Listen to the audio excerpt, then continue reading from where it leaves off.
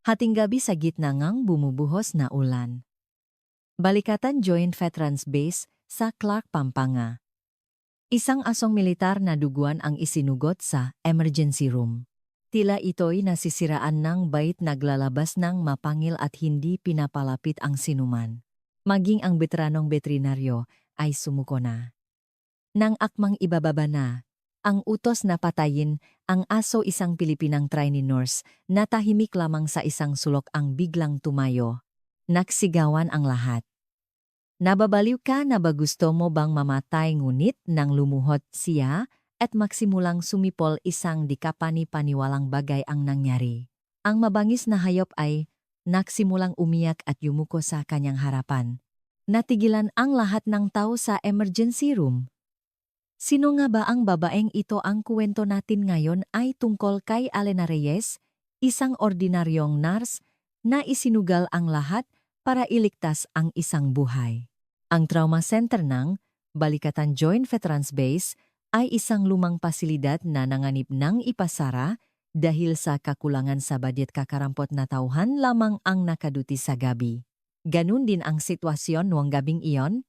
Si Alena Reyes, isang 32 taong gulang na nurse, ay nagmamap ng sahig ng pasilyo. Kahit na mayroon siyang lisensya, ang nakasabit sa kanyang uniforme ay isang name tag na may nakasulat na trainers at ang kanyang trabaho ay limitado sa paglilinis at pagutos-utos. Naranasan niyo na ba iyon ang sandaling mayroon kang kwalifikasyon at kakayahan ngunit binabalewala ka pa rin ng iba? 6 na buwan nang tinitiis ni Alena ang ganitong maaraw. 11:45 gabi. Habang babanlawan na ni Alena ang biglang umaling-awngaw ang isang sirena na yumanik sa buong gusali. Ring-ring, isang emergency call. Nagmamadaling tumakbo si Alena patungo sa emergency room. Ngunit may kakaiba. Sa harap ng pinto ng nakahanay ang military police na may hawak na baril. Para sa isang ordinaryong pasyente, hindi kailangan ng MP. Isang di pangkaraniwang bagay ang nagaganap. Nang sumilip si Alena sa siwang ng pinto, nanindig ang kanyang balahibo. Ang nakatali sa emergency bed ay hindi tao. Ito ay isang malaking asong militar na punong dugo. Nakatali ito sa mga kadenang bakal ngunit nakpupumiglas ito na parang bali at umungol. Grrr! Tila nagyelo ang hangin dahil sa tunok na iyon. Sa loob ng naroon na ang veterinaryong si Dr. Mark Johnson, ang head nurse na si Catherine at 3 pang medical staff. Ngunit walang sinuman ang makalapit sa aso. Dahan-dahang lumapit si Dr. Johnson na may hawak na hiringgilyang may pampakalma, ngunit nang maklabas ng pangil at umungol ang aso, mabilis siyang umatras. Hindi ito gagana, hindi man lang natin maturukan ng pampakalma. Nanginginig ang boses ni Dr. Johnson sa takot. Maging ang veteranong veterinaryo ay sumuko na. Nakasabit ang braso ni Catherine habang umiling. Mas mabuti pang patayin na lang iyan? Sa ganyang estado hindi rin natin siya magagamot? Tumango ang ibang mga nurse. Noon kinuha ng hepe ng MP ang kanyang radyo. Headquarters, ito ang field. Target K, 7 out of control. Humihingi nga approval para sa field euthanasia. Pagkatapos ng ilang sandaling katahimikan, isang malamig na utos ang narinig mula sa radyo. Approved. Gawin agad. Bumigat ang hangin sa loob ng Ang ilan ay nakahinga ng maluwag, ang iba ay tumalikot, ngunit walang pumigil. Iyon ang mas madaling paraan. Pinapanot ni Alena ang lahat mula sa labas ng pinto. Nang makita niya ang mamatang aso, nalaman niya agad. Hindi ito simpleng pagiging mabangis. Sam nga, matang iyon ay may takot pagtataksil. At isang desperadong determinasyon na may protektahan. Ano sa tingin ninyo, baliw na nga ba ang aso o may dahilan na hindi natin alam? Nagsimulang kumabo ng malakas ang dibdib ni Alena. Nang itutok ng ngampe ang kanyang baril sa aso, biglang bumukas ang pinto ng pumasok si Alena. Sandali lang po napunta kay Alena ang atensyon ng lahat.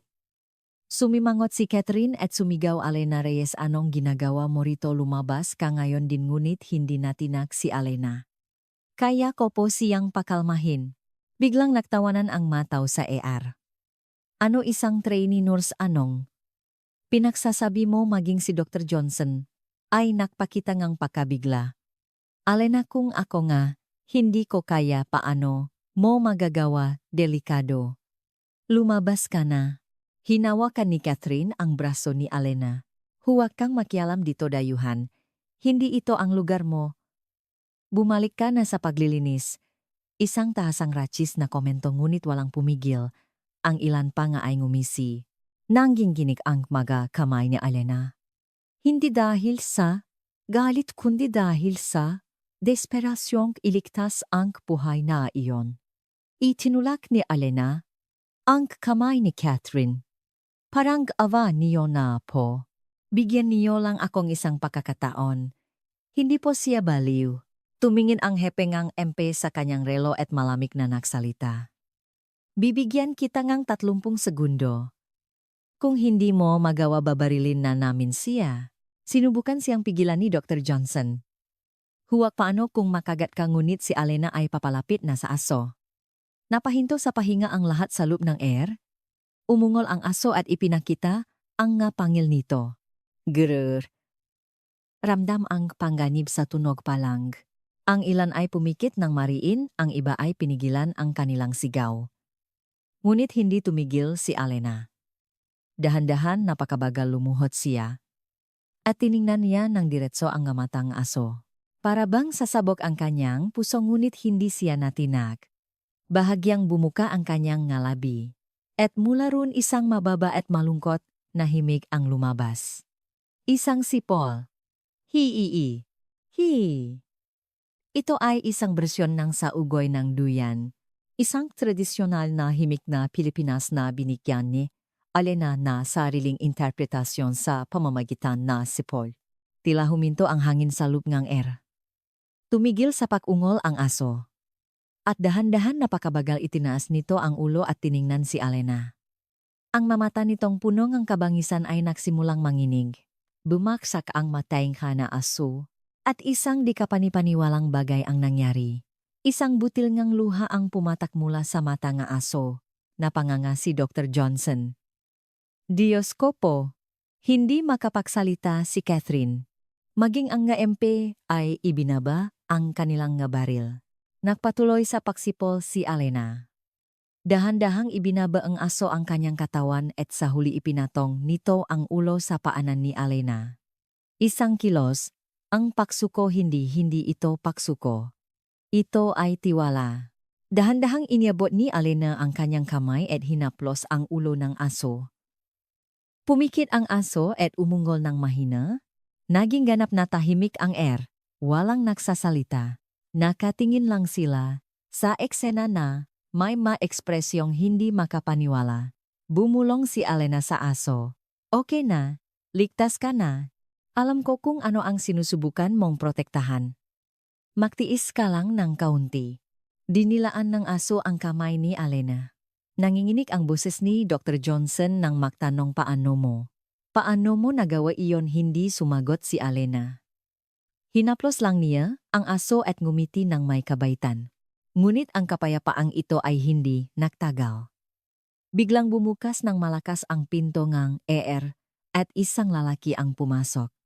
Nakasuot ng mamahaling suit at may malamig na tingin. Nang makita niya ang aso, ngumisi siya. Kaya pala nandito ka. Nanindig ang balahibo ni Alena. Alam niya sa kanyang sarili. Ang tunay na panganib ay ngayon palang magsisimula. Ang lalaking pumasok ay si James Miller. Nasa mga 40. 5 anyos, nakasuot ng isang makinis na navy blue suit at leather gloves. Sa unang tingin mukha siyang mataas na opisyal ng gobyerno, ngunit iba ang kanyang mamata. Malamig tuso at puno ng kasakiman. Tumayo ng tuwid ang hepeng MP at sumaludo. Mr. Miller, kayo po pala. Bakit kayo naparito ng ganitong oras ng gabi? Si James Miller ay isang dating Colonel MUS Army at kasalukuyang CEO ng Aegis Defense Solutions, ang pinakamalaking defense contractor sa Amerika. Ang kanyang kumpanya ang nagsusupply ng halos lahat ng gamit sa militar mula sa body armor hanggang sa combat helmets at field gear. Ang kanyang taunang kontrata ay nakakahalaga ng bilyon-bilyong dolyar. Binaliwala ni Miller ang saludo ng MP at dumiretso sa asong nasa kama. Magaling ang ginawa ninyo. Ang asong ito ay pag-ari ng aming kumpanya, kaya kukunin ko na siya. Nagulat si Dr. Johnson. Pag-aaring kumpanya, hindi po ba ito isang K-9 ng militar? Naglabas si Miller ng isang folder at iniabot kay Dr. Johnson. Basahin mo ang kontrata. Ang aming kumpanya ang nakontract para sa K-9 training program at ang asong ito ay bahagi ng programang iyon. Legal siya ay aming ari-arian. Puno nga legal na termino ang dokumento. Kumunot ang nuni Dr. Johnson habang binabasa ito, ngunit wala siyang makitang butas. Ngumiti si Miller na parang nakwagi. Kung gayon, isakay niyo na ang asong ito sa truck. Ang aming veterinaryo na ang bahala sa kanya. Bahala. Isang kakaibang salita. Hindi gagamutin kundi bahala. Hinarangan ni Alena si Miller. Hindi po pwede. Kailangan ng asong itong gamot. Ngayon na po. Noon lang napansin ni Miller si Alena, isang babaeng Asyano na may name tag na trainers. Agad na naging malamig ang kanyang mamata. Bakit may nakikialam na taga-timplang kaperito na gelo ang hangin sa air? Isang lantad na racist na komento. Kumuyom ang kamao ni Alena. Ngunit nagtimpi siya. Ang pagpapakita ngalit ay pagkatalo. Lumapit pa si Miller. Kung gusto mong maglaro nga na sa Amerika, dapat alam mo ang lugar mo. Huwag kang makialam sa usapan nga manakatatanda. Manahimik ka. Sinubukang sumingit ni Dr. Johnson, ngunit pinigilan siya ni Miller. Dr. Johnson, maging ikaw ay hindi mo siya nagamot. Ano sa tingin ng babaeng ito na magagawa niya sumabat? Si Catherine. Tama po si Mr. Miller. Trene pa lang po siya at wala pa siyang gaanong alam. Isang pagtataksil. Kahit nakasamahan sa medical field, kumampi si Catherine sa makapangyarihan. Naranasan niyo na ba iyon ang mismong kasamahan mo na dapat tumulong sa iyo ang siyang sumasaksak sa iyo patalikot? Kinagat ni Alena ang kanyang labi. Itinuro siya ni Miller na parabang sinasabing umalis siya. Ngunit hindi gumalaw si Alena. Sa halip mas niyakap pa niya ang aso. Namula ang mukha ni Miller. Huling babala, kung hindi ka alis tatawag akong pulis. Arstuhin ka sa salang pagnanakaw ngang ari-arian ng kumpanya. Noon maingat na nagtanong si Dr. Johnson. Mr. Miller, bakit po kayo nakmamadaling kunin? Ang aso, hindi po ba mas mabuting gamutin muna ang ngasugat niya? Tiningnan ni Miller si Dr. Johnson ng masama. Kung paano ko tratuhin ang aking ari-arian ay desisyon ko. Gawin mo na lang ang trabaho mo, Doktor. Natigilan si Dr. Johnson. Ang kumpanya ni Miller din ang nagsusupply ng mga medical equipment sa ospital ng base.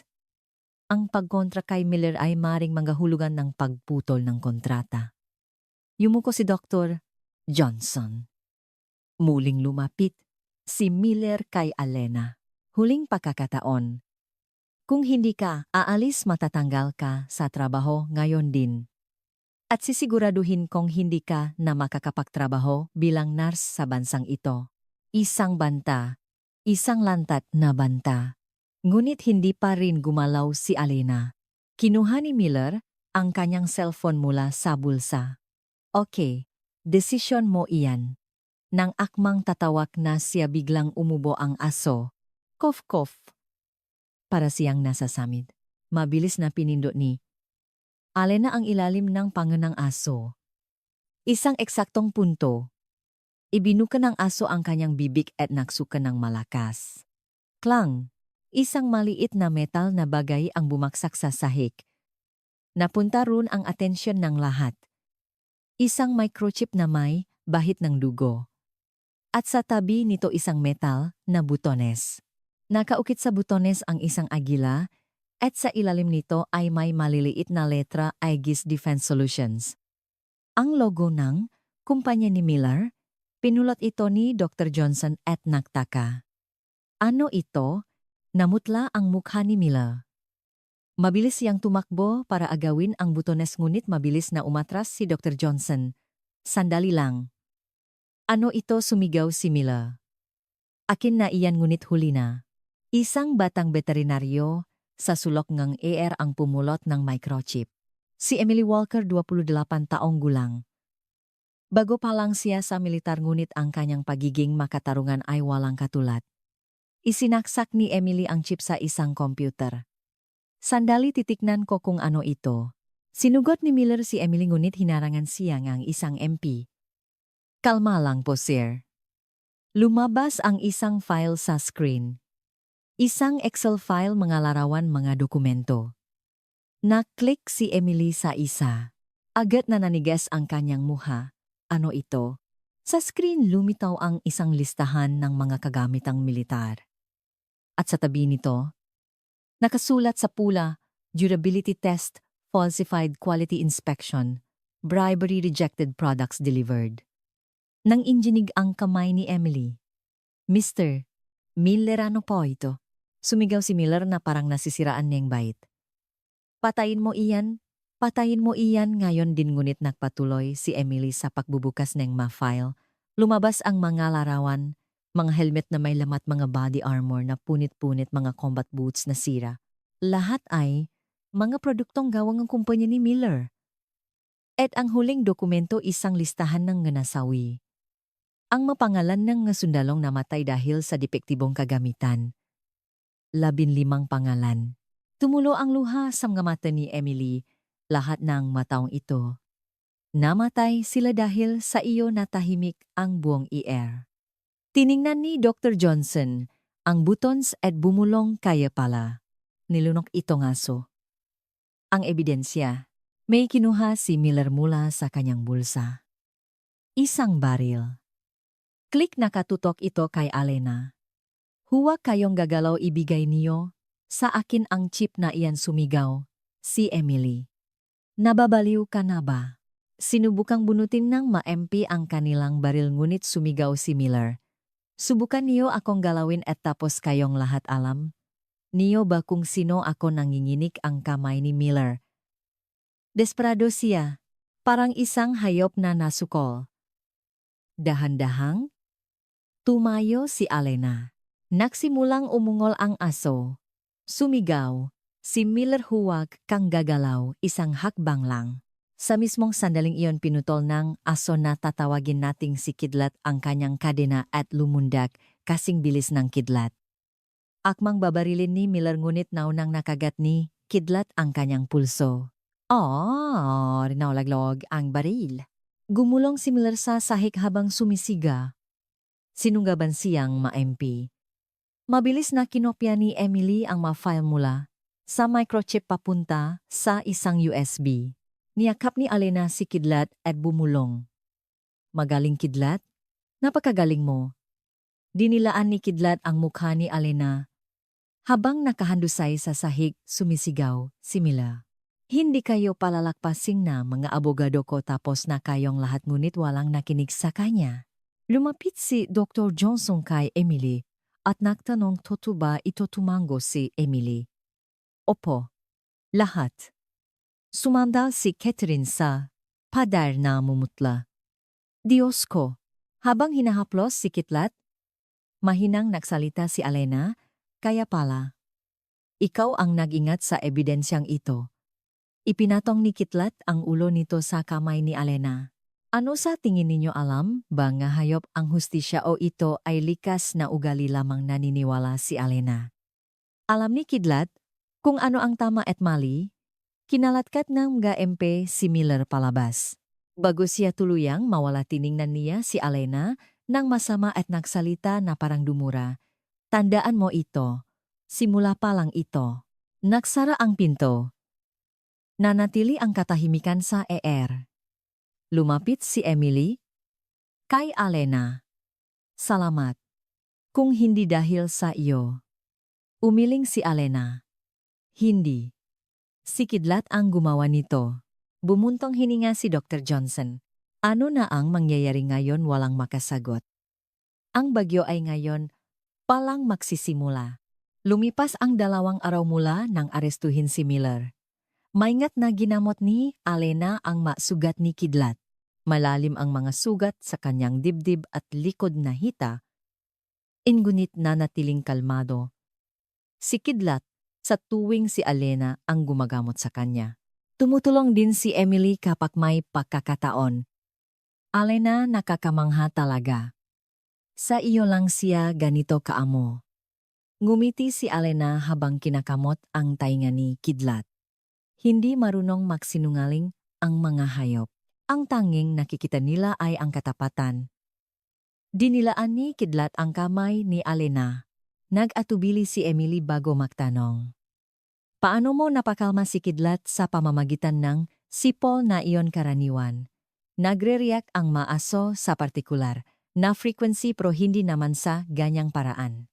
Tumingin si Alena sa labas kong bintana at dahan-dahang sumagot. Nung nasa Pilipinas, pa ako nagbo-volunteer ako sa isang animal shelter. Animal shelter. Opo. Marami akong nakilalang maaso doon na inabuso o inabandona. Hindi sila nagtitiwala sa matao. At sino ang masisisi sa kanila? Tao rin ang nanakit sa kanila. Tahimik na nakinig si Emily. Noong una hindi ko rin alam ang gagawin. Hindi kami nakakaintindihan at kapag lumalapit ako kinakagat nila ako. Ngunit isang araw na diskubre ko. Kapag sumisipol ako itinitindig nila ang kanilang ngatainga. Kaya nagpatuloy kang mag-practice. Tumango si Alena. Binabago-bago ko ang frequency. Anong himig ang nagpapakalma sa kanila, anong ritmo ang nagpapatatak sa tibok ng kanilang puso. 6 na taon kong pinag-aralan iyon. Nung laki ang gamotan ni Emily. 6 na taong kailangan, nakapanahon para tunay na makipag-ugnayan sa mga hayop. Hindi ito tungkol sa teknik kundi sa puso. Biglang bumukas ang pinto ng air. Pumasok si Catherine na nagmamadali. Namumutla ang kanyang mukha. Alena, may problema. Inihagis ni Catherine ang isang folder sa harap ni Alena. Alam mo ba kung ano ito? Kinuha ni Alena ang na dokumento. Isang demanda, isang sibil na kaso na isinampa ni James Miller laban kay Alena Reyes. 3 ang akusasyon pagnanakaw ngang ari-arian ng kumpanya pang-abuso sa hayop at paggambala sa operasyon. Nangingini ang kamay ni Alena. Ano ito? Nakasabit ang braso ni Catherine at malamig na nagsalita. Hinaluhok ng mga abogado ni Miller ang buong base. Nakuha na nila ang lahat ng CCTV footage at kumukuha na sila ng mga testimonya. Pero may ebidensya tayo yung ma-file sa microchip. Iyan nga, ang problema sabat ni Emily. Anong problema bumuntong hininga si Catherine? Sinasabi na nga, abogado ni Miller na pagka ang ma-file na iyon. May naktanim daw. Hindi makapaniwala si Alena. Imposible lahat tayo nakita na isinuka ni Kidlat iyon. O nakita natin. Pero sa korte magiging ebidensya ba iyon may punto si Catherine. Walang malinaw na patunay kung saan nanggaling ang microchip. Nagsalita si Emily, napuno ang galit. Paano naman? Yung listahan ng nga namatay? Paano sila? Umiling si Catherine. Nakapaglabas ng pahayag ang kampo ni Miller. Ang nga pagkamatay na iyon daw ay mga acts of God sa gitnang labanan at walang kinalaman sa depektong gamit. Kumuyo mang kamao ni Alena. Sinungaling sila. Sinungaling man o hindi may pera si Miller. Mayroon siyang pinakamagagaling na abogado at impluensya. At ikaw, tiningnan ni Catherine. Si Alena mula ulo hanggang paa. Isa ka lang trainee nurse. Isang imigrante. Bawat salita ay parang patalim. Naranasan niyo na ba iyon ang sandaling kahit anong Sabihin mong katotohanan ang boses ng walang kapangyarihan ay natatabunan. Hinawakan ni Emily ang kamay ni Alena. Pwede tayong tumestigo. Nakita nating lahat. Gumisi si Catherine. Baguhan ka lang at si Dr. Johnson ay nanahimik na. Pinilit siya ni Miller. Pinabantaan niyang puputulin ang kontrata sa ospital. Gumuho ang mundo ni Alena. Kung gayon ano na ang gagawin ko? Itinuro ni Catherine ang ilalim ng dokumento. Tingnan mo ito. Suspended ka. Bawal kang pumasok hanggang matapos ang investigasyon. Gaano katagal minimum? 3 buwan. Maximum 6. Tiningnan ni Alena si Kidlat. Tumingala si Kidlat at umungol. Pagalis ni Catherine, umupo si Emily sa tabi ni Alena. Huwag kang susuko. Umiling si Alena. Emily, ayokong madamay ka pa rito. Damay na ako. At ayokong umatras. Kinuha ni Emily ang kanyang cellphone. May video ako na kinunan ko noong gabing iyon ng palihim. Video pinindot ni Emily ang play. Sa screen malinaw na nakikita ang eksena kung saan isinusuka ni Kidlat ang microchip. Ang gulat na mukha ni Miller, ang logo ng kumpanya sa butones, lahat ay malinaw. Nanlaki ang mata ni Alena. Bakit ngayon mo lang sinabi? Para sigurado, in-upload ko ito bilang backup. Alam kong ang taong tulad ni Miller ay gagawin ang lahat para sirain ang ebidensya. Hinawakan ni Emily ang kamay ni Alena. Ay, popost ko ito sa social media. Ano kailangang malaman ng nga tao? Ang katotohanan. Mabilis na pumigil si Alena. Huwag masisira ang karir mo. Wala akong pakialam. Matigas ang tingin ni Emily. Ang kuya ko ay isang sundalo rin. Namatay siya sa Iraq War. Napahinto sa pahinga si Alena. Ang body armor na suot niya ay gawa rin ng kumpanya ni Miller. Tinamaan siya sa dibdib pero tumagos ang bala sa armor. Basta na lang tumagos. Nangingini ang boses ni Emily.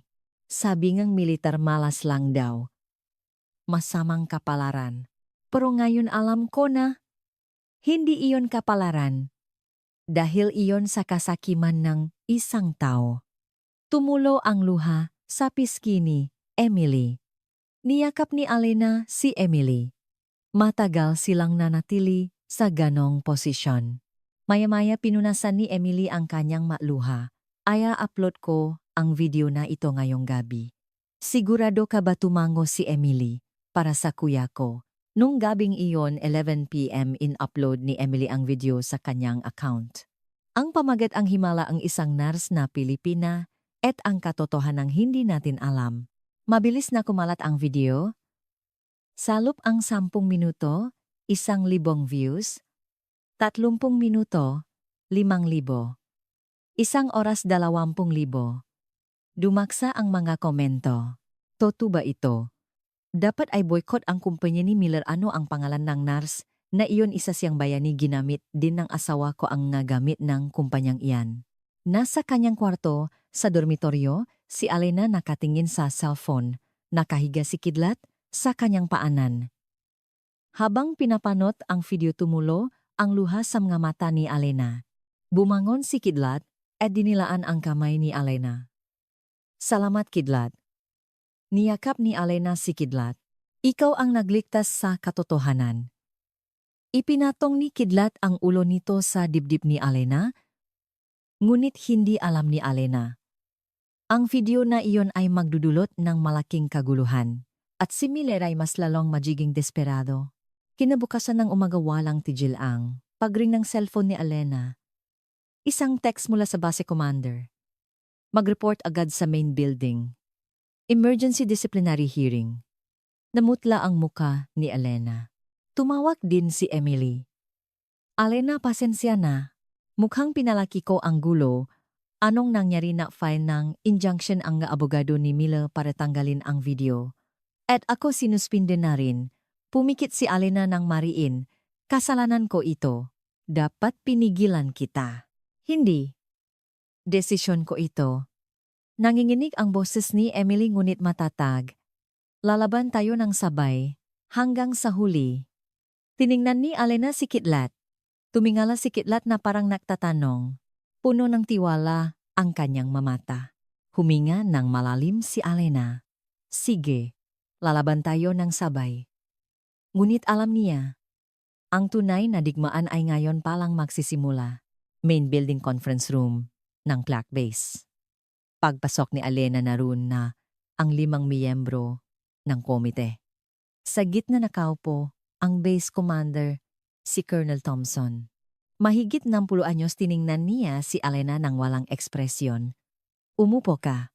Pagkaupo ni Alena binuklat ni Colonel Thompson ang isang folder. Nurse Reyes, babasahin ko ang nga akusasyon laban sa iyo. Malamig ang kanyang boses. Una, ilegal mong ikinulong ang isang ka-9 na pag-ari ng isang pribadong kontratista. Pangalawa, ginamit mo ang nasabing ka-9 para gambalain ang operasyon. Pangatlo, gumawa kang pekeng ebidensya para manirang reputasyon. Hindi napigilan ni Alena ang sarili. Pekeng ebidensya, ang microchip na isinuka ni Kidlat ay totu, manahimik ka natigilan si Alena sa sigaw ni Colonel Thompson. Wala tayong panahon para sa mga palusot mo, nakdulot kang malaking pinsala sa bus na ito. Nakbanta si Mr. Miller na ititigil ang lahat ng kontrata. Sumabat ang isang administrator. Ang halaga ng kontrata ay 800 milyon bawat taon. Kung mawawala iyon magsasara ang base na ito. Natuyo ang lalamunan ni Alena.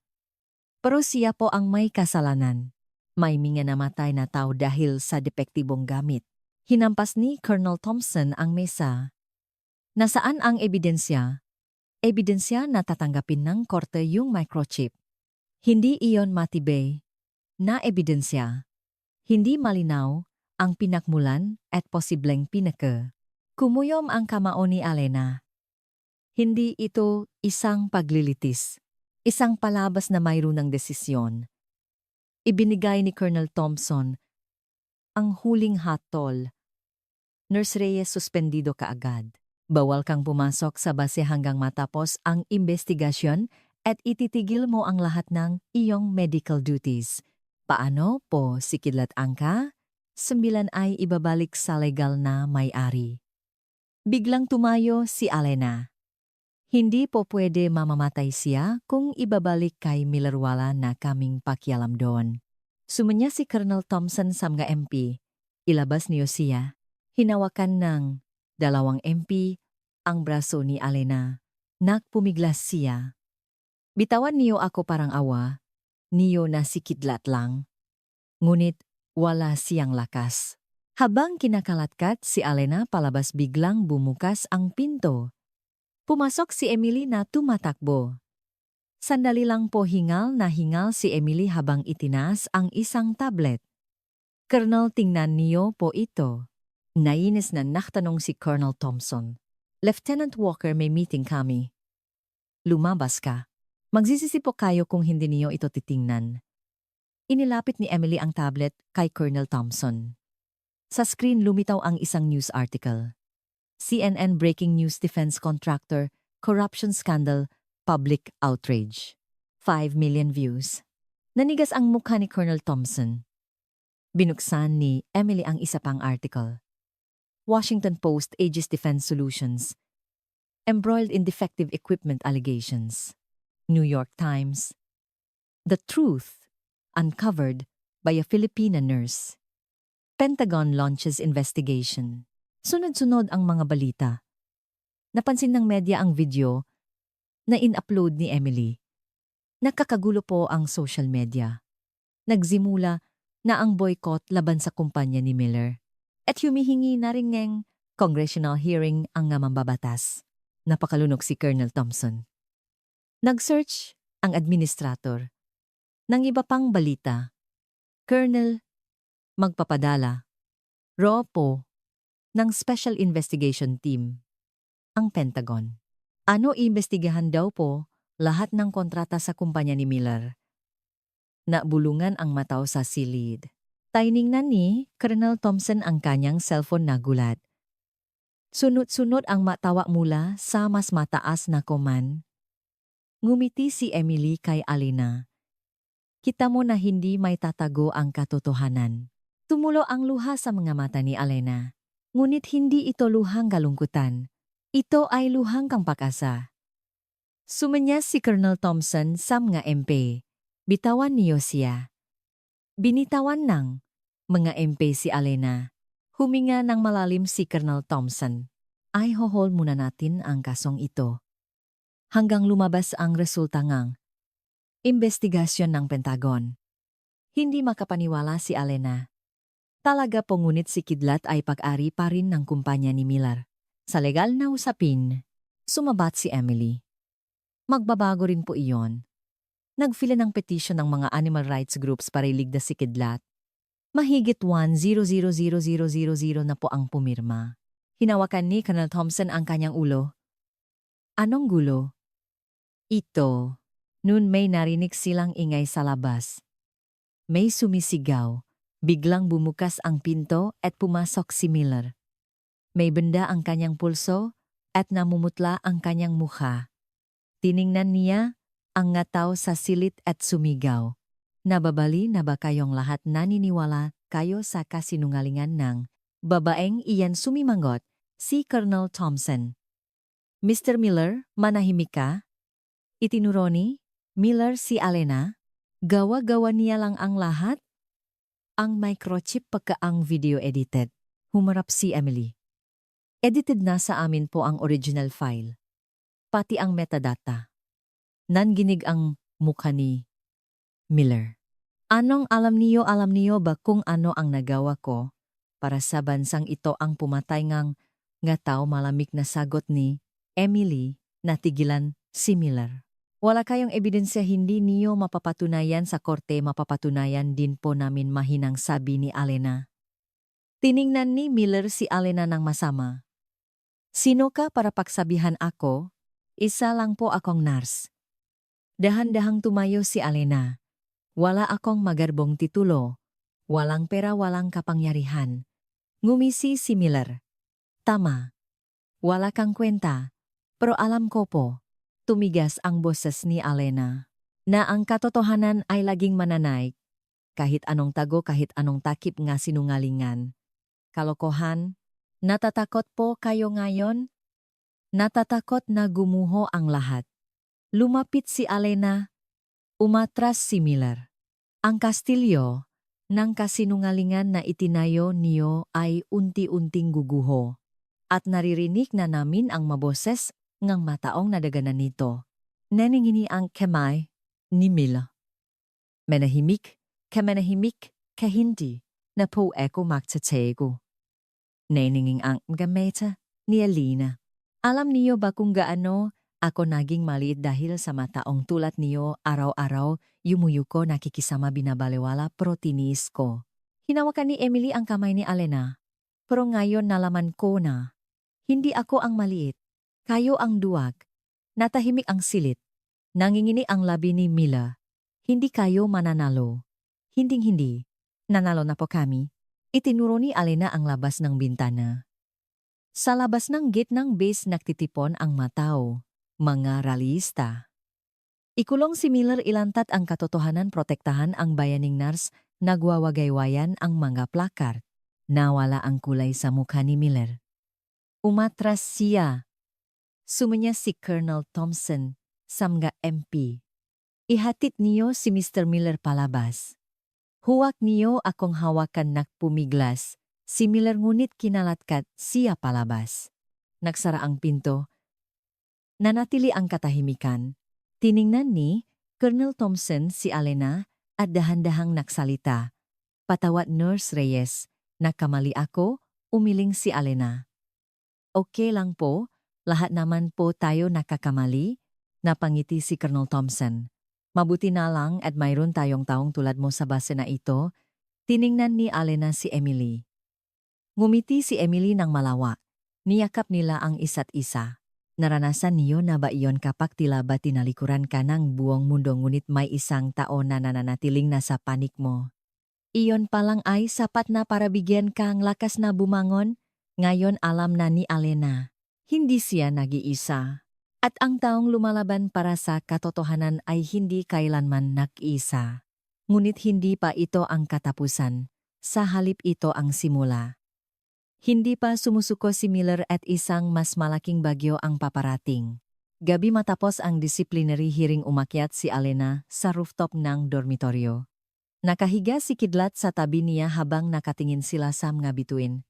Umakyat si Emily. Dito ka lang pala, ngumiti si Alena. Nanunod ng mga bituin. Umupo si Emily sa tabi niya. Sa Pilipinas ginagawa, mo rin ba ito tumango si Alena? Nung bata pa ako, kasama ang tatay ko. Nasa medical field din po ba ang tatay niyo? Hindi po. Veterinaryo siya. Nanlaki ang mamata ni Emily. Nagpatuloy si Alena. Mayroon siyang maliit na animal clinic sa probinsya. Hindi kumikita pero masaya siya. Kaya pala mahilig ka rin sa mga hayop. Opo. Palaging sinasabi ni tatay hindi marunong magsinungaling ang mga hayop. Kapag masakit, kapag malungkot. Ipinapakita nila ito sa buong katawan nila. Tahimik na nakinig si Emily. Pero nung 25 anyos ako namatay si tatay. Biglan, napakalungkot niyan, pumikit si Alena. Malaki ang utang ng klinik. Tinutulungan kasi ni tatay kahit ang nga walang pambayad. Kinailangan naming isara ang klinik ni nanay. Dinilaan ni Kidlat ang kamay ni Alena. Kaya ka pumunta sa Amerika para kumita kumuha akong nursing license, sabi nila mas malaki ang kita rito. Pero iba ang realidad. Napabuntong hininga si Alena. Opo, kahit may lisensya at karanasan dahil sa pagiging imigrante, mahirap makahanap ng maayos na trabaho. Hinawakan ni Emily ang kamay ni Alena. Pero hindi ka sumuko at narito ka ngayon. Hindi ako pwedeng sumuko. Dahil sa nanay ko sa Pilipinas, nanginginig ang boses ni Alena. Tumatawag siya buwan-buwan. Anak, kumakain ka ba? Hindi ka ba nahihirapan? Anong sinasagot mo? Na okay lang ako. Nagsisinungaling ako. Araw-araw. Niyakap ni Emily si Alena. Matagal silang nanatili sa ganong posisyon. Kinabukasan habang nililinis ni Alena ang kulungan ni Kidlat, dumating si Dr. Johnson. Alena, may oras ka ba? Tumingin si Alena. Punong pagsisisi ang mukha ni Dr. Johnson. Nung nakaraan, naging duwag ako. Patawad. Itinigil ni Alena ang paglilinis. Nagpatuloy si Dr. Johnson. Sa totulang alam ko na may problema sa magagamit nega kumpanya ni Miller. Matagal ko nang narinig ang mga tsismis. Bakit po? Natakot ako. Para sa karir ko sa posisyon ko, yumuko si Dr. Johnson. Pero nang makita kitang lumalaban, napagtanto ko. Ang tunay na kaduwagan ay ang pananahimik. Tahimik na nakinig si Alena. Magte-testify ako sa investigation team ng Pentagon. Sasabihin ko ang lahat na alam ko. Talaga po, tumango si Dr. Johnson. Huli naman gusto kong gawin ang tama. Hinawakan ni Alena ang kamay ni Dr. Johnson. Salamat po, Doc. Tiningnan ni Dr. Johnson si Kidlat. Salamat din sa kanya. Toto nga hindi marunong magsinungaling ang hayop. Iwinagiwe ni Kidlat ang kanyang buntot. Noon may narinig silang maiyabak. Si Catherine. Nakatayo siya ro na may alanganing ekspresyon. Alena. Pasensya na rin. Nagulat si Alena. Nagpatuloy si Catherine. Lagi kong pinipili ang ligtas na panik. Hindi gumagawang gulo, nakikisama sa mga nakatataas. Akala ko iyon ang paraan para mabuhay. Catherine, pero nang makita kitang, lumalaban, nahiya ako. Matanda na ako pero wala akong tapang. Namula ang gilit ng mata ni Catherine. Magte-testify din ako. Sasabihin ko lahat ng nakita ko noong gabing iyon. Niyakap ni Alena si Catherine. Nagulat si Catherine at nanigas, ngunit dahan-dahan ding yumakap pabalik. Ngumiti si Dr. Johnson. Ngayon lang tayo naging ganito kasama-sama. Noong hapon na iyon dumating si Emily na nagmamadali. Alena, may problema. Ano? Iyon. Ipinakita ni Emily ang kanyang cellphone. Nakaroon ng press conference ang nga abogado ni Mila. Nagsasalita ang abogado sa screen, si Miss Reyes ay isang illegal alien. Ang kanyang visa ay expired na habang nagsasagawa ang medical procedures. Ito ay isang krimen. Namutla si Alena. Ano mabilis na nagsalita si Emily. Sinungaling sila di ba? Okay, ang visa mo, di ba? Kinagat ni Alena ang kanyang labi. Ang totoo. Ang working visa ko ay mag-expire sa susunod na buwan. Nag-apply ako for renewal pero hindi pa lumalabas. Nanigas ang mukha ni Emily.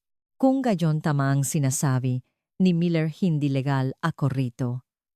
Ngunit nagpatuloy ang abogado sa screen. Bukod pa riyan, mayroon din si Yang, record NH animal abuse. Sa Pilipinas, hindi iyan sigaw ni Alena. Ngunit hindi tumigil ang video. Lumitaw sa screen ang nga pekeng dokumento.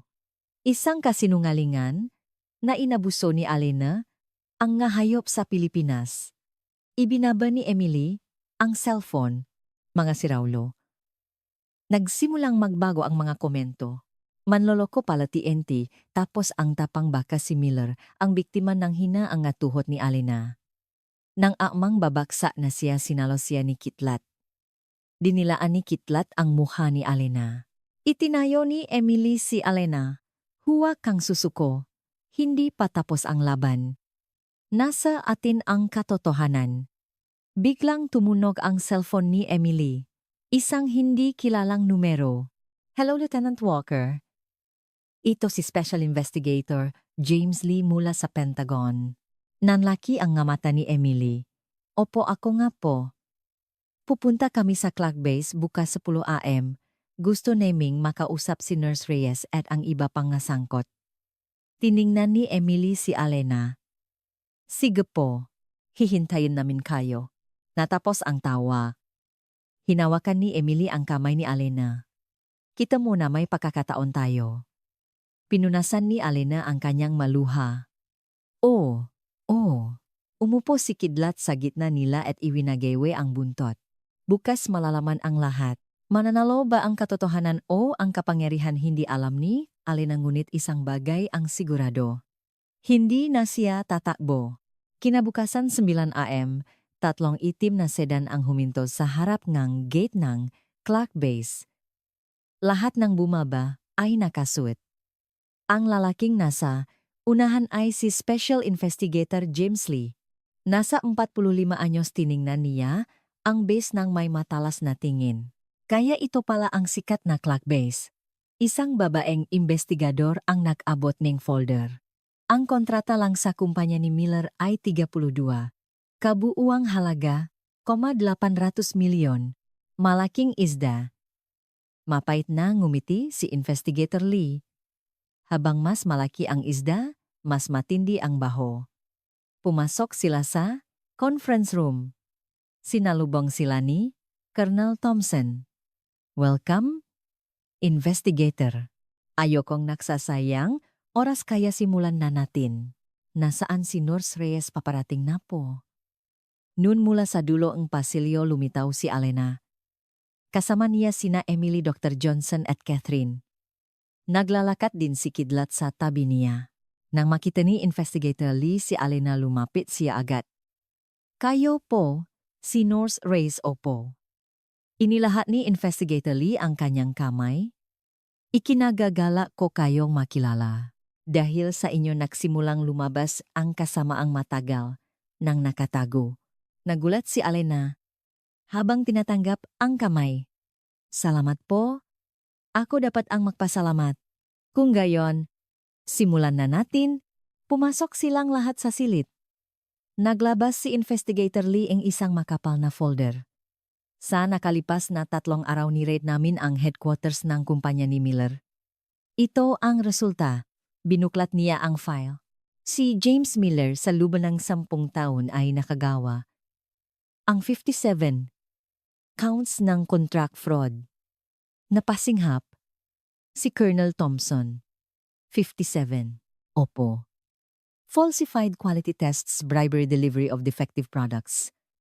At bumigat ang boses ni Investigator Lee. Dahil dito hindi bababa, sa 32 sundalo ang namatay, nagyelo ang silid. Nanginginig ang kamay ni Emily. Tiningnan ni Investigator Lee si Alena. Nurse Reyes, Mari, niyo po bang ikwento kung ano ang eksaktong nangyari noong gabing iyon? Huminga nang malalim si Alena, hating gabi po nun. Tumunog ang sirenati sangka. Jevich, na nagngangalang kidlat, ang isinugot sa air. Dahan-dahang ikinuwento ni Alena ang lahat. Kung gaano katakot si Kidlat, kung paano siya binantaan ni Miller, kung paano lumabas ang microchip. Walang siyang pinalampas. Tumangho si Investigator Lee habang nagsusulat. Kung gayon, may posibilidad bang peke ang microchip na ito? Wala po. Sumabat si Emily. Nandun po ako. Nakita ko na si Kidlat mismo ang nagsuka nito. Walang oras o paraan para pekein iyon. Nagpatuto rin si Dr. Johnson. Saksi rin po ako. At nakita ko rin po ang logo sa butones. Idinagdag ni Catherine. Naglabas pa po kabaril si Mr. Miller. Malinaw na may itinatago siya. Tinapos ni Investigator Lee ang kanyang matala. Sapat na iyan. Ngunit may isa pa akong tanong. Kumuha si Yanejay sa pang-folder. Sinasabi na medya abogado ni Miller na Kajo ay isang illegal alien at may record na animal abuse. Nanigas ang muka ni Alena. Hindi po iyan totoo. Ngumiti si Investigator Lee. Na-verify na po namin. Ang inyong working visa ay nasa proseso ng renewal at wala pong legal na problema. Nalaki ang mamata ni Alena. At nakipag-ugnayan din po kami sa Philippine National Police. Walang record ng animal abuse. Isang kumpletong gawa-gawa. Kumuyom ang kamao ni Emily. Gawa nga ni Mila. Tumango si Investigator Lee. Opo.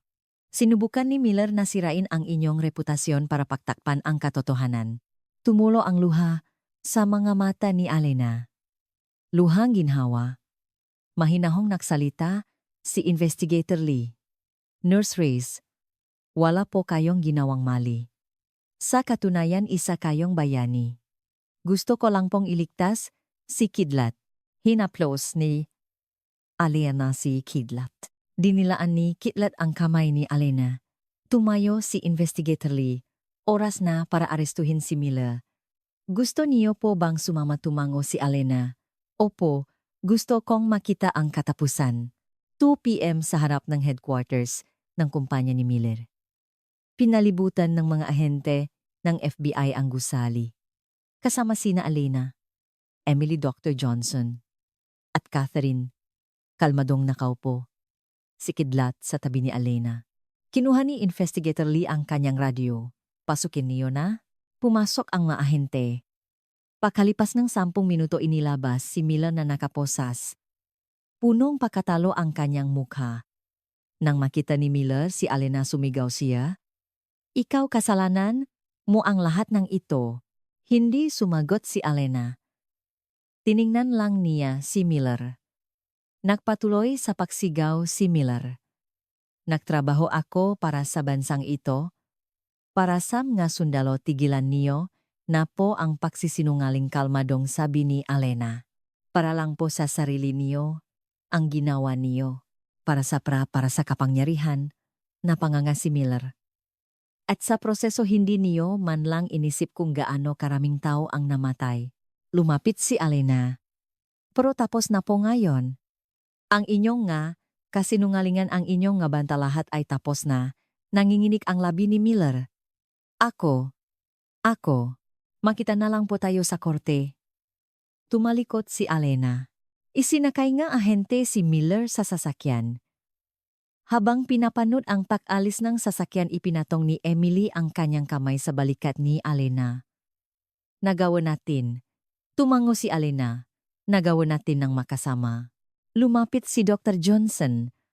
Alena, napakagaling mo. Utang namin sa iyo ang lahat. Pinunasan ni Catherine ang kanyang luha. Kung hindi dahil sa iyo habang buhay kaming mabubuhay sa kasinungalingan. Umiling si Alena. Si Kidlat po ang naglitas sa atin. Nagsalita lang po ako. Tumingin si Kidlat kay Alena at ivinagaywe ang buntot. Lumapit si Investigator Lee. Nurse Reyes, nais po kayong bigyan ng plaque of appreciation ng Pentagon. Salamat po pero okay na po ako. Mahinahong tumanggi si Alena. Sapat na po sa akin, si Kidlat, ngumiti si Investigator Lee. Kung gayon paano, si Kidlat legal na po siyang malaya. Lahat negay assets, ne kumpanya ne, mileray na freeze na. Naanining ang nga, mata ni Alena. Talaga po opo, pwede niyo na po siyang iuwi. Niyakap ni Alena si Kidlat.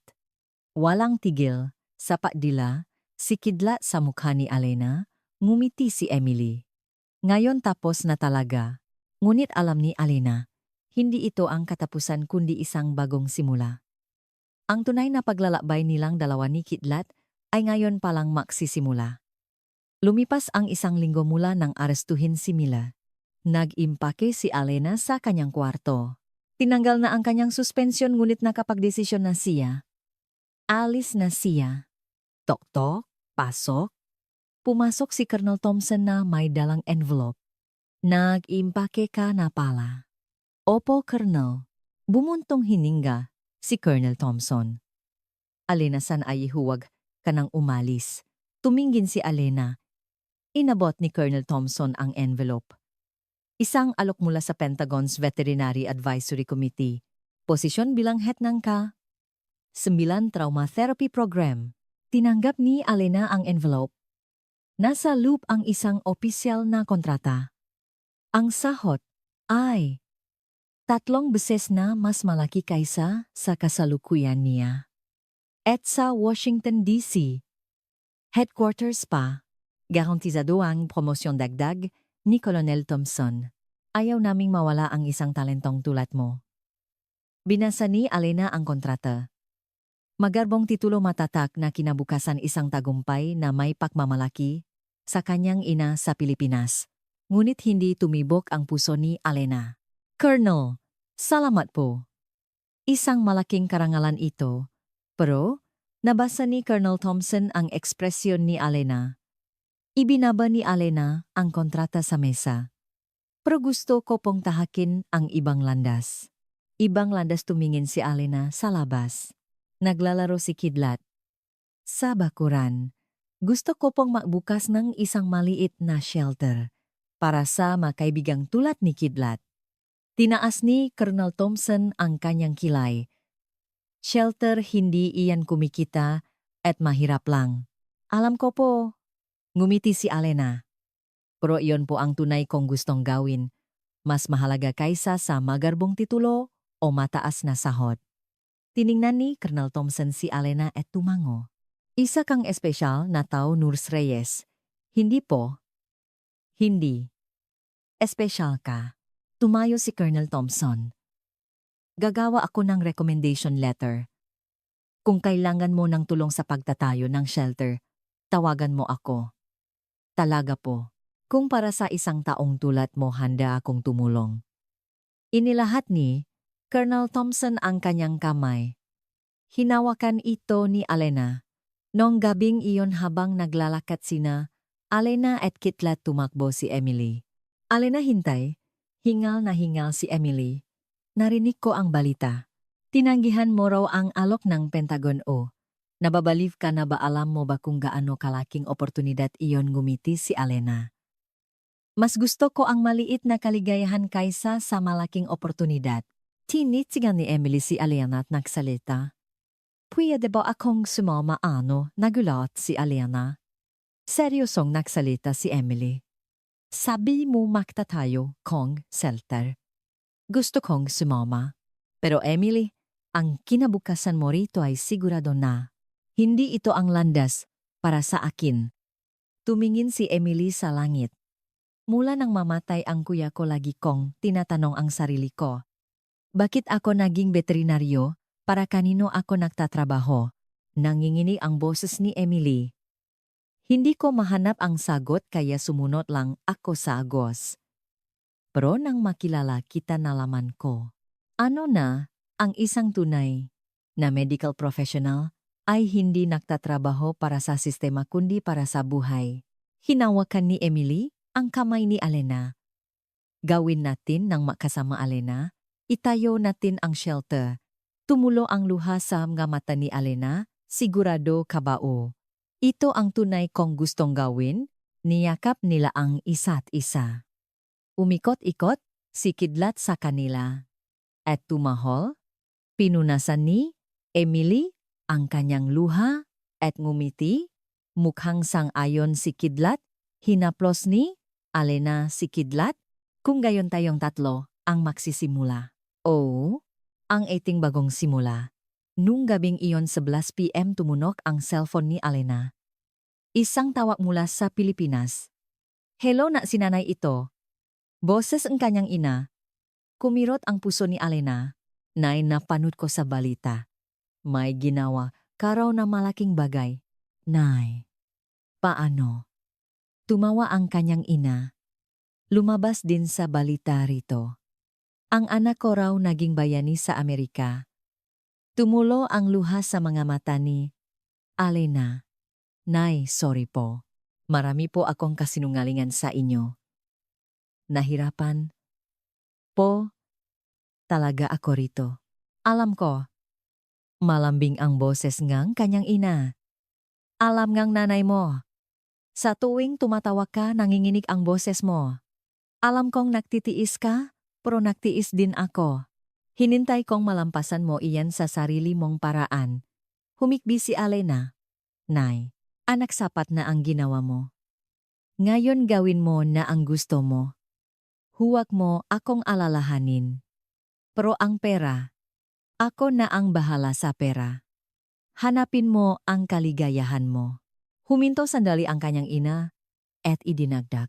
At Alena siguradong ipagmamalaki ka rin ng tatay mo. Ang kanyang anak sinusundan ang kanyang yapak. Hindi makapagsalita si Alena. Nay, magtatayo po ako ngang maliit na animal shelter. Magaling iyan. Iyan talaga ang dapat gawin ng anak ko. Matagal silang nag-usap. Pagkatapos ng tawag matagal na umiyak si Alena. Hindi luha ng kalungkutan kundi luha ng kalayaan. Naranasan niyo na ba iyon ang sandaling ibinababa mo ang isang mabigat na pasanin? Ang sandaling inilalabas mo ang matagal mo ng tinatagong damdamin. Ang gaan sa pakiramdam. Nakahiga si Kidlat sa tabi ni Alena. Hinaplos ni Alena si Kidlat at bumulong. Kidlat, uwi na tayo. Sa Pilipinas, iwinagayway ni Kidlat ang kanyang buntot. Ngumiti si Alena. Doon tayo magsisimula ulit. Ikaw, ako at si Emily. Naniningning ang ngabituin sa labas. Naalala ni Alena ang kanyang ama. Siguradong isa sa ngabituing iyon ang kanyang ama nagbabantay sa kanya. Tay, tatahakin ko na po ang tamang landas. Tulad niyo, umihip ang hangin. Para itong sagot ng kanyang ama. Ngayon sigurado na si Alena. Tama ang kanyang desisyon. Hindi man magarbo, hindi man mayaman ngunit ang mabuhay ng may katapatan iyon ang tunay na tagumpay. 6 na buwan ang lumipas. Sa isang open field sa Clark Base, isang maliit na despedida party ang idinaos para kay Alena. Naroon ang lahat ng medical staff. Si Colonel Thompson, Dr. Johnson, Catherine at 12-12 ng mga nurse. Tahimik na nakaupo si Kidlat sa tabi ni Alena. Itinaas ni Dr. Johnson ang kanyang baso. Ngayon pinapaalam natin ang isang bayani. Nagpalakpakan ang matao. Alena, ang itinuro mo sa amin ay hindi lang medisina, kundi tapang. Ang tapang na lumaban para sa katotohanan. Nanginginig ang boses ni Dr. Johnson. Dahil sa iyo, nudging, mas mabuting tao kaming lahat. Lumapit si Catherine. Alena, noong una patawat pero minamalit kita. Dahil sa prejudice, pinunasan ni Catherine ang kanyang luha. Pero sinira mo ang prejudice na iyon. Sa pamamagitan ng gawa, hindi mo alam kung gaano ako nahiya. Niyakap ni Catherine si Alena. Salamat. Salamat sa pagmulat ng aking nga mata. Niyakap din ni Alena si Catherine ng mahigpit. Naglabas si Colonel Thompson ng isang kahon. Alena, ito ay mula sa aming lahat.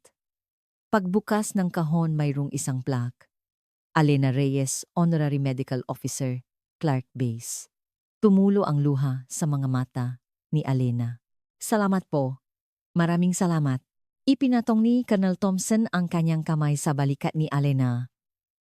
Tawagan mo kami kapag nasa Pilipinas ka na. Habang buhay kang bahagi ng aming pamilya. Opo, Colonel. Ngumiti si Emily. Huwag niyo pong kalimutan na kasama rin ako nagtawanan ang matao. Tiningnan ni Dr. Johnson, si Emily, Lieutenant Walker, napakagaling mo rin, iwanan ang isang matatak na posisyon. Tiningnan ni Emily si Alena. Ito ang pinakamagandang desisyon sa buhay ko. Tumagal ang party hanggang hating gabi, isang gabing ang tawanan at luha. Nakipakamay si Alena sa bawat isa. Mag-ingat kayo, maging masaya kayo, tawagan niyo ako, walang katapusang paalam. Sa huli lumapit si Kidlat sa mga tao at inilahat ang kanyang kamay. Hinaplos nila ang ulo ni Kidlat. Kidlat, alagaan mo si Alena, ha, tumahol si Kidlat bilang sagot. 2 araw ang lumipas sa Ninoy Aquino International Airport. Lumabas sina Alena, Emily, at Kidlat mula sa arrival area. Lumingon-lingon si Alena. Sa di kalayuan may isang taong kumakawe. Anak ang kanyang 65 taong gulang na ina. Binitawan ni Alena ang kanyang magamit at tumakbo. Nanay na kayakapan ang mag-ina sa gitna ngang airport. Tinitignan sila ngang gadumaraan ngunit wala silang pakialam. Matapos ang mahabang yakapan, tiningnan ng ina ang mukha ni Alena. Nahirapan ka, no? Hindi po. Okay lang po. Sinungaling? Nakikita ko sa nga mata mo. Hinaplos ng ina ang pisngi ni Alena. Tapos na ang lahat, magpahinga ka na, anak. Umiling si Alena. Hindi po, nay. Ngayon pa lang po ang simula. Ipinakilala ni Alena si Emily. Nay, si Emily po, kasamahan ko at kaibigan. Nahihiyang bumati si Emily. Hello po. Nice to meet you po. Hinawakan ngang ina ang kamay ni Emily. Salamat sa pagtulong sa anak ko. Naku, ako po ang mas maraming natutunan kay Alena. Ngumiti ang ina habang tinitingnan si Kidlat. At ito pala ang sikat na si Kidlat. Umupo si Kidlat sa harap ng ina at inilahat ang kamay. Hinawakan ng ina ang kamay ni Kidlat. Salamat sa pag-alaga sa anak ko. Ivinagaywe ni Kidlat ang buntot. Lumabas ang 3 tao at isang aso mula sa iPod. Nilanghap ni Alena ang hangin ng Pilipinas. Ang amoy na kanyang kinasasabikan. Ang amoy ng kanyang tahanan. 1 taon ang lumipas sa isang maliit na bayan sa labas ng Maynila. Isang gusali na may karatulang Alena's Friends Animal Shelter. Hindi gaanong kalaki ngunit malinis at mainit ang pakiramdam. Sa bakuran naklalaro ang makanayligtas na aso. Si Kidlat naganap ng magaling ang nagsisilbing leader ng grupo. Sa loob ng shelter ginagamot ni Alena ang sugat ng isang tuta. Tumutulong si Emily. Anong nangyari sa kanya? Inabando na raw. Bali ang paa. Maingat na nilagyan ni Alena ng splint ang paa.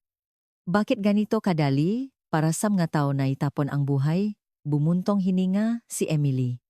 Hindi ko alam. Pero nandito tayo. Tayo ang magpoprotekta sa kanila. Ngumiti si Alena. Tama. Pagkatapos ang gamutan, lumabas sila sa bakuran. Nakaupo ang ina ni Alena sa isang bench, pinapanot ang mga aso. Nay, gusto niyo pong taa? Oo, salamat anak. Inabot ni Alena ang sa. Tiningnan ng ina ang shelter. Kung makikita ito ngang tatay mo, siguradong matutuwa siya. Iyon din po ang iniisip ko.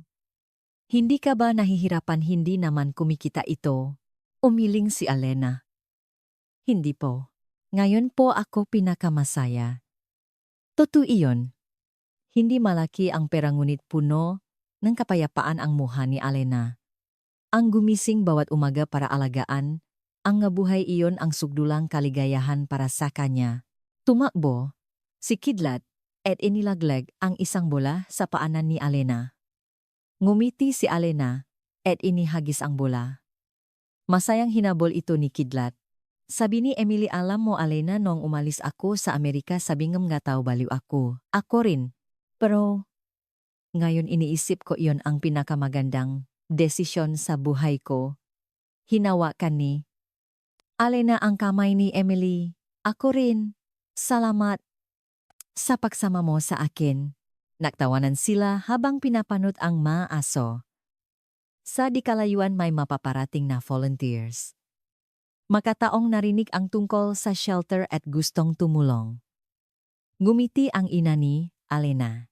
Ang mabuting gawa ay umakit ng mabubuting tao. Tumango si Alena. Pababa na ang araw. Ang ginintuang sinak nito ay tumatama sa bakuran ng shelter. Bumalik si Kidlat at umupo sa tabi ni Alena. Hinaplos ni Alena ang ulo ni Kidlat at bumulong. Tama ang pag-uwi natin o dinilaan ni Kidlat ang kamay ni Alena. Parang sumasagot ng u. Tumingin si Alena sa langit. Naalala niya si Miller. Nasaan na kaya siya ngayon, nabasa ni Alena sa balita? Si Miller ay nasentensyahan ng 25 taon at kinumpiska ang lahat ng kanyang ari-arian. Ang kanyang kumpanya ay nalugi at ang kanyang pamilya ay nakawatak-watak. Ano sa tingin ninyo, nagtagumpay ba ang hustisya? Hindi, sigurado si Alena. Ngunit isang bagay ang alam niya, ang katotohanan ay laging lalabas. At kapag nagsama-sama, ang mga mabubuting tao unti-unti nilang mababago ang mundo. Nagtanong si Emily, anong iniisip mo? Wala. Nagpapasalamat lang. Para saan sa lahat? Tiningnan ni Alena ang buong shelter. Ang maasong naglalaro, si Emily na nakangiti ang kanyang payapang ina at si Kidlat na nasa kanyang tabi. Lahat ng ito ay parang isang himala. Isang buhay na hindi niya inakala. Isang taon na ang nakalipas. Tumayo si Kidlat at tumakbo sa bakuran. Ang kanyang itsura ay puno, kaligayahan. Mahinang sumipol si Alena. Ang himig ng sa ugoy ng duyan ay lumutang sa hangin. Tumingin si Kidlat kay Alena. Ang kanyang mata ay puno ng tiwala at pagmamahal. Alam ni Alena, ito ang lugar kung saan siya nararapat. Hindi man magarbo, hindi man mayaman, ngunit isang lugar kung saan inaalagaan niya ang buhay ng buong puso. Ito ang kaligayahang hinahanap ni Alena. Lubok na ang araw. Isa-isang umilaw ang bumbilya sa shelter. Isang mainit na liwanag. Huling beses na tumingin si Alena sa langit at bumulong. Tay, tama po ba ang ginagawa ko? Umihip ang hangin. Parang isang sagot. Ngumiti si Alena at pumasok siya sa loob ng shelter. Para ipagpatuloy ang pag-alaga sa mga buhay bukas at sa mga susunod pang araw. Ang tunay na bayani ay hindi nakatayo sa isang magarbong entablado. Sila ang mga taong tahimik na gumagawa ng kabutihan sa mga lugar na hindi nakikita ang iba. Iyon ang tunay na bayani. At ngayon isang ordinaryong babae na nagngangalang Alena Reyes kasama ang isang asong militar na nangangalang Kidlat ay namumuhay bilang ganong bayani. Kamusta ang kwento natin ngayon? Sabi ngang isang tao. Ang tunay na bayani ay hindi nagsusuot ng kapa. Pinili ni Alena ang isang maliit na shelter sa halip na isang magarbong entablado. Ngunit ang desisyong iyon ang gumawa sa kanya na isang tunay na bayani. Kayo ba ay dumadaan sa isang mahirap na panahon? Binabalewala ba kayo o ang katotohanan? Okay lang iyan. Tulad ni Alena, tulad ni Kidlat, tahakin niyo lang ang tamang landas. Ang katotohanan ay laging lilitaw balang araw. Lahat kayo ay bayaning isang tao. Maraming salamat sa inyong oras. Bago umalis, mangyaring i-like at mag-subscribe. At mag-iwan ng komento kung saang lugar kayo nakikinig ngayon. Nais naming pakinggan ang bawat isa sa inyo. Ito ang landas ng buhay, naniniwala sa walang hanggang potensyal ng tao.